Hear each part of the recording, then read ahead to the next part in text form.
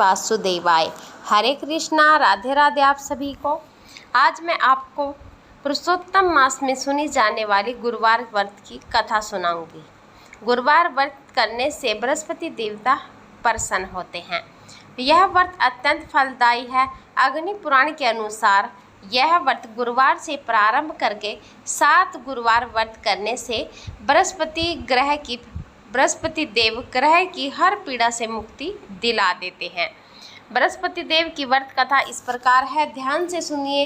प्राचीन समय की बात है। एक नगर में एक बड़ा व्यापारी रहता था। वह जहाज़ों में माल लदवाकर दूसरे देशों में भेजा करता था।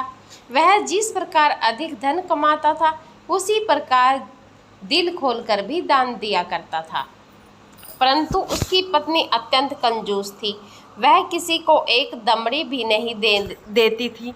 एक बार सेठ जब दूसरे देश व्यापार करने गया तो पीछे से बृहस्पति देव ने साधु वेश में उसकी पत्नी से भिक्षा मांगी। व्यापारी की पत्नी बृहस्पति देव से बोली, हे साधु महाराज, मैं इस दान और पुण्य से तंग आ गई हूँ। आप कोई ऐसा उपाय बताएं जिससे मेरा सारा धन नष्ट हो जाए और मैं आराम से रह सकूं। मैं यह धन नहीं लूटता हुआ नहीं देख सकती। बृहस्पति देव ने कहा, देवी तुम तो बड़ी अजीब हो, विचित्र हो। धन और संतान तो सभी चाहते हैं। धन और संतान से कोई दुखी नहीं होता है। अगर अधिक धन है तो उसे शुभ कार्यों में लगाओ, कुंवारी कन्याओं का विवाह कराओ, विद्यालयों और बाग बगीचों का निर्माण करवाओ। ऐसे पुण्य करने से आपका तुम्हारा यश लोक परलोक में सार्थक होगा। परंतु साधु की इन बातों से व्यापारी की पत्नी को खुशी नहीं हुई।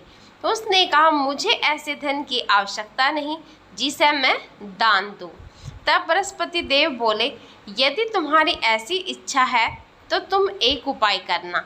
7 बृहस्पतिवार घर को गोबर से लीपना, अपने केसों को पीली मिट्टी से धोना, केसों को धोते समय स्नान करना, व्यापारी से हजामत बनाने को कहना, भोजन में मांस मदिरा खाना, कपड़े अपने घर धोना। ऐसा करने से तुम्हारा सारा धन नष्ट हो जाएगा। इतना कहकर बृहस्पति देव अंतर्ध्यान हो गए। व्यापारी की पत्नी ने बृहस्पति देव के कहे अनुसार 7 बृहस्पतिवार वैसा ही करने का निश्चय किया। केवल 3 बृहस्पतिवार ही बीते थे कि उसी का समस्त धन संपत्ति नष्ट हो गई और वह परलोक सिधार गई। जब व्यापारी वापस आया तो उसने देखा कि उसका सब कुछ नष्ट हो चुका है। उस व्यापारी ने अपनी पुत्री को सांत्वना दी और दूसरे नगर में जाकर बस गया। वहाँ वह जंगल से लकड़ी काट कर लाता और शहर में बेचता। इस तरह वह अपना जीवन व्यतीत करने लगा। एक दिन उसकी पुत्री ने दही खाने की इच्छा प्रकट की, लेकिन व्यापारी के पास दही खरीदने के पैसे नहीं थे। वह अपनी पुत्री को आश्वासन देकर जंगल में लकड़ी काटने चला गया। वहाँ एक वृक्ष के नीचे बैठ अपनी पूर्व दशा पर विचार कर रोने लगा। उस दिन बृहस्पतिवार था। तभी वहाँ बृहस्पति देव साधु के रूप में सेठ के पास आए और बोले, हे मनुष्य, तू इस जंगल में किस चिंता में बैठा है? तब व्यापारी बोला, हे महाराज, आप सब कुछ जानते हैं। इतना कहकर व्यापारी अपनी कहानी सुनाकर रो पड़ा। बृहस्पति देव बोले, देखो बेटा, तुम्हारी पत्नी ने बृहस्पति देव का अपमान किया था, इसी कारण तुम्हारा यह हाल हुआ है। लेकिन अब तुम इस प्रकार की चिंता मत करो। तुम गुरुवार के दिन बृहस्पति का पाठ करो और 2 पैसे के चने और गुड़ को लेकर जल के लोटे में शक्कर डालकर वह अमृत और प्रसाद अपने परिवार के सदस्यों और कथा सुनने वालों में बांट दो।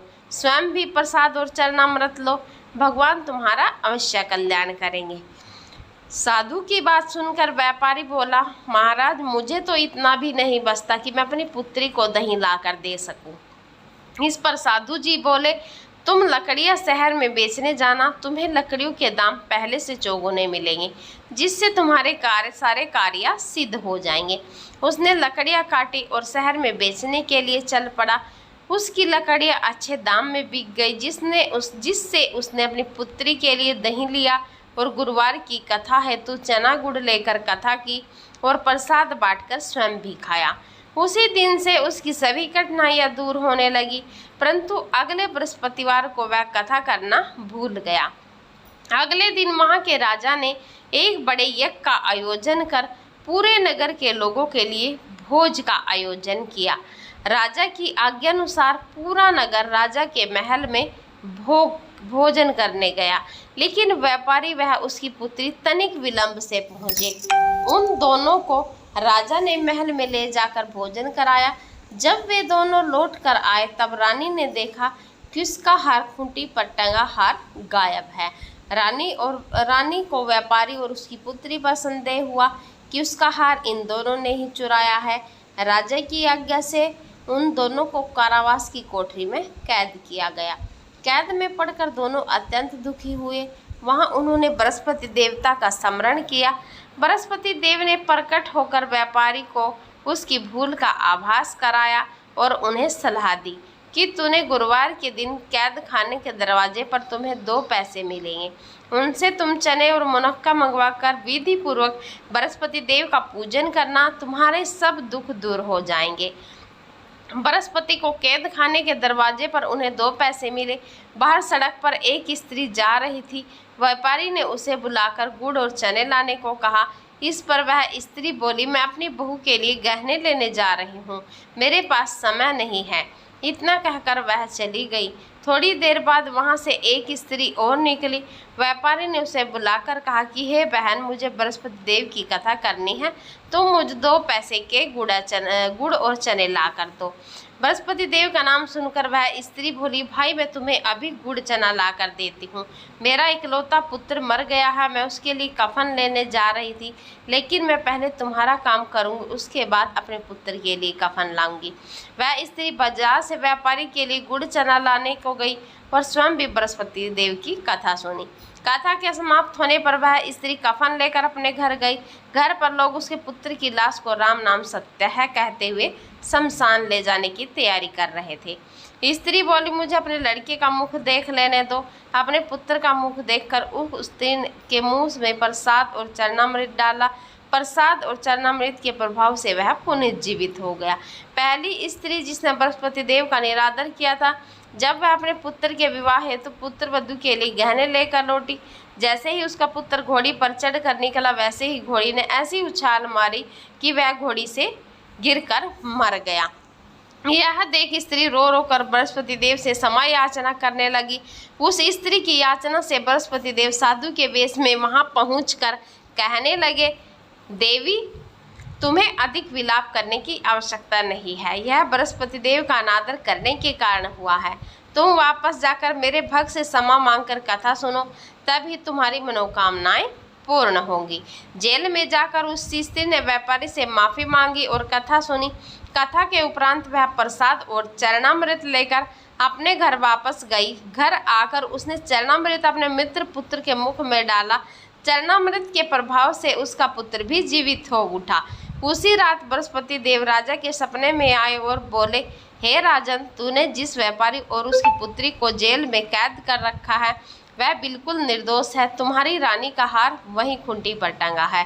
दिन निकला तो राजा ने रानी से हार खूंटी पर लटका हुआ देखा। राजा ने उस व्यापारी उसकी पुत्री को रिहा कर दिया और उन्हें आधा राज्य देकर उसकी पुत्री का विवाह उच्च कुल में करवाकर दहेज में हीरे जवाहरात दिए।